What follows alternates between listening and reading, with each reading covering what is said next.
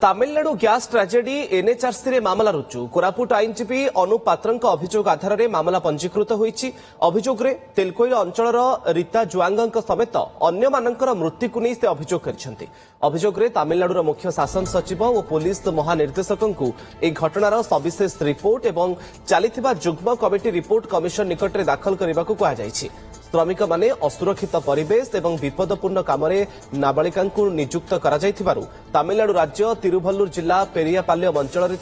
सामुद्रिक खाद्य प्रक्रियाकरण कारखाना messrs saint Peter and sea food export private limited परिचालना कमिटी विरोध में आईनगत कार्यानुष्ठान नेबा पई कमिशन आदेश देबाकू कहिसंति। तामिलनाडु सरकार को और कारखाना परिचालना कमिटी को आदेश करी मृतकंक परिवार को 25 लाख टंका क्षतिपूरण देबा सहित आहत मानकु चिकित्सा खर्च देबा पई आदेश करबाकू आईनजीवी अनुप कुमार पात्र निवेदन करिसंति। अमोनिया गैस लीक होई 11 जण ओडिया श्रमिकंकर मृत्यु घटिछि।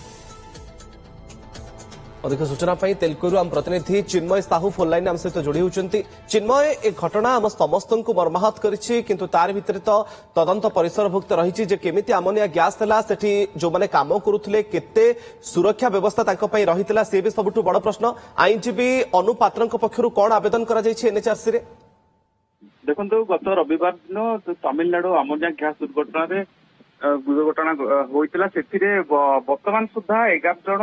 जुआंग युवती जीवन जाइए जो मैंने कि समस्ते केन्दुझर जिलार बांसपाल हरिचंदनपुर और तेलकुई ब्लॉक रो याकू नहीं बर्तमान सरकार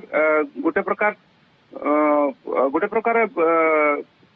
चिंता करुँच पदक्षेप नौकरी श्रमिक मान मृतदेह किपर तामिलनाडु अणा जापर जो मैंने सुस्थ अच्छा से आज 58 जन फेराई आणुंट ओडिशा सरकार। अन्यपटे एनएचआरसी रे मामला रुजु होईछि। से मामला रे आपण जहाँ दर्शा जाइछि तामिलनाडुर मुख्य शासन सचिव पुलिस महानिर्देशक को सविशेष रिपोर्ट मगा जाइछि एवं चालीस गोटे जुग्म कमिटी रिपोर्ट कमिशन निकट दाखल करने से मामला अनुरोध करिसेंती जे मामला करिसेंती वकिल जी आईनजीवी जे अनुप कुमार पात्र से अभियोग दर्शाई। बर्तमान सब बड़ कथा है जे जो श्रमिक मैंने एठू जाइए जमी गत काली गोटे अभियोग आसी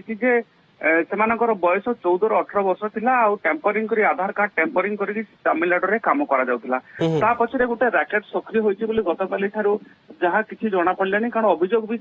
जो माने मृताहत होइछन्ती युवती माने तांको परिवार लोक भी अभियोग आणुछन्ती जे किछि दलालक कबळ रे पड़ी से माने तामिलनाडु जाइथिले। ये मध्य गोटे गुरुत्वपूर्ण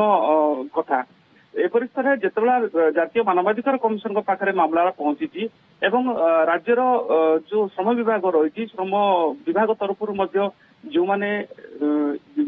युवती मान प्रलोभन देखा तामिलनाडु नहीं 1500 किलोमीटर पाखापाखि 60 रु ऊर्ध्व जुआंग केवल जुआंग जनजातिर लोक युवक और युवती को लेकिन तामिलनाडु रे विपज्जनक अवस्था काम करुले नहीं राज्य सरकार श्रम विभाग तरफ गोटे प्रकार तदंत आरंभ होती जो मैंने एते संश्लिष्ट अच्छे कार्यानुष्ठान ग्रहण कर प्रक्रिया आरंभ कर राज्य सरकार। अन्यपटे ये मामला को लेकिन निश्चित रूपे कोठी ना कोठी जो मैंने मृताहत होती उचित न्याय पाए आशा करा। चिन्मय से दिगरे तदंत केमते चली जो घटना आप कहते जे किए से दलाल ए राकेट पछरे को माने सक्रिय रही जो माने नाबालिका युवती मानकु सेठिकी नौथिले एवं बयस जालियाती करी दर्शाइथिबार मध्ये अभियोग सामना को आसीछि। देखंतु जितेबाला आम श्रम विभाग अधिकारी संग कथा होचु से आधिकारिक रूपे कौन सूचना कैमेरा आगे देउन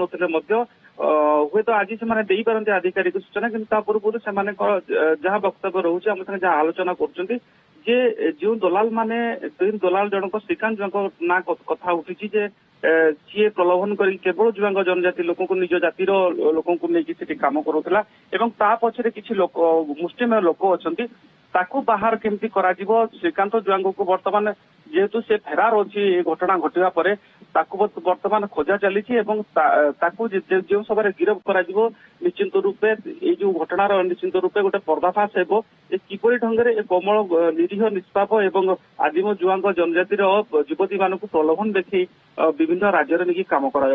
निश्चिंत रूपे या दृढ़ हे राज्य सरकार जहाँ जना पड़ी। ओके नजर रखिता चिन्मय घटना उपरे परवर्ती समय पुणे जोड़ी हूँ आपंक सहित धन्यवाद आपंकर तमाम सूचना पाई।